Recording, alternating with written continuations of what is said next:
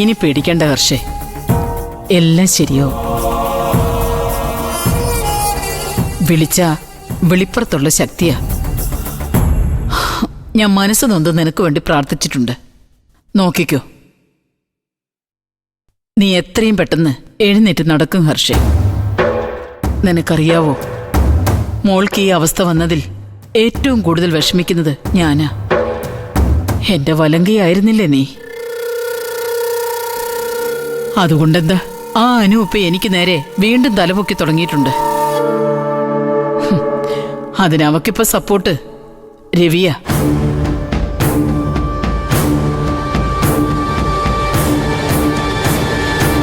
ആ, നീ പറഞ്ഞത് ശരിയാ, രവി ഒരു പാവമാ.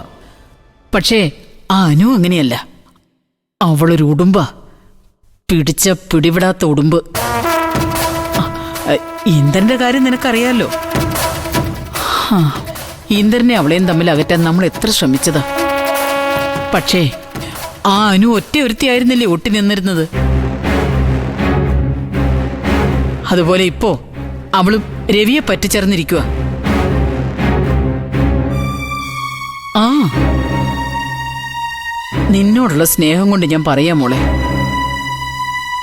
നീ ഇങ്ങനെ കിടക്കുന്ന ഈ സമയത്ത് രവിയെ അനുവിനെ ഇങ്ങനെ ഒന്നിച്ചു വിടരുത്. അവളോ ഒരു ജീവിതമില്ലാതെ നിൽക്കുക. നിന്റെ ജീവിതം കൂടി അവള് തകർക്കും. എത്രയൊക്കെ അഭിനയിച്ചാലും പഴയ കാര്യങ്ങളൊക്കെ അവളുടെ മനസ്സിൽ കാണാതിരിക്കില്ല. അതുകൊണ്ട് മോളൊന്ന് സൂക്ഷിക്കണം. ആണുങ്ങളുടെ മനസ്സിന്റെ നിയന്ത്രണം എപ്പോഴാ എങ്ങനെയാ പോകുന്നതെന്ന് ആർക്കും പറയാൻ പറ്റില്ല. നിന്നോടുള്ള വാശി തീർക്കാൻ അവൾ രവിയെ വശീകരിച്ച അതിന്റെ നഷ്ടം നിനക്ക് മാത്രമായിരിക്കും. നിന്റെ ഭർത്താവിന്റെ നിയന്ത്രണം നിന്റെ കയ്യിലായിരിക്കണം.